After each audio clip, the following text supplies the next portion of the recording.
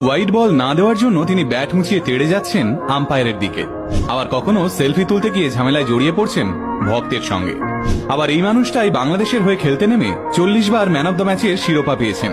তাবড় তাবড় এক্সপার্টদের মতে তিনি সর্বকালের অন্যতম সেরা একজন অলরাউন্ডার। হ্যাঁ, ঠিকই ধরেছেন, আমরা আজ কথা বলছি বাংলাদেশ ক্রিকেটের পোস্টার বয় সাকিব আল হাসানকে নিয়ে।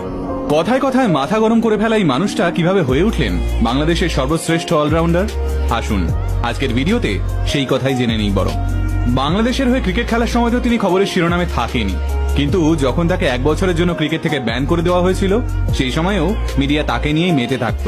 অথচ একসময় সাকিবের বাবা মাসরুর রেজা চাইতেন তার ছেলে একজন ফুটবলার হোক, কারণ তিনিও একসময় ফুটবল খেলতেন। স্কুলে বেশ মনোযোগী ছাত্র বলেই নাম ছিল সাকিবের।